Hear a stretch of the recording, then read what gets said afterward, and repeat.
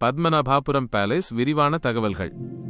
பத்மநாபபுரம் அரண்மனை என்பது தமிழ்நாட்டின் கன்னியாகுமரி மாவட்டத்தில் அமைந்திருந்தாலும் இது கேரளாவின் திருவிதாங்கூர் சமஸ்தானத்தின் முன்னாள் தலைநகராகவும் கேரள கட்டடக்கலையின் மிகச்சிறந்த மரப்படைப்புக்கு ஓர் எடுத்துக்காட்டாகவும் திகழ்கிறது.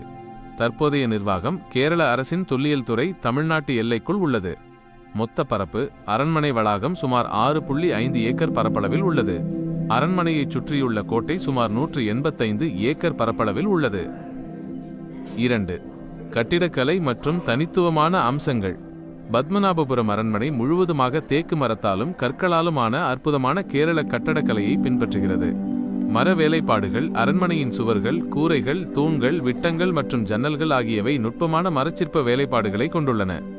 சிறப்பு: மன்னர் தனது அமைச்சர்களுடன் முக்கியமான ராஜ்ய விவகாரங்கள் குறித்து கலந்துரையாடிய இடம் இது.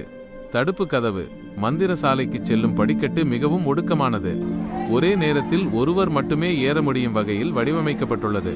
இது பாதுகாப்பு நோக்கங்களுக்காக செய்யப்பட்டுள்ளது.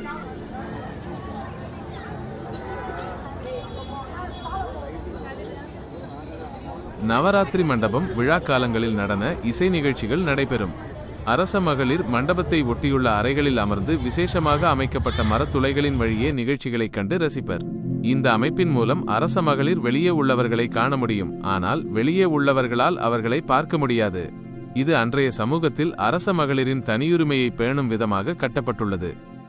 பத்மநாபபுரம் அரண்மனை அதன் தனித்துவமான மர கட்டடக்கலை, இயற்கை ஒளியை பயன்படுத்தும் நுட்பம் மற்றும் பழங்கால ஓவியங்கள் மூலம் இந்திய வரலாற்றின் ஒரு பொக்கிஷமாக திகழ்கிறது.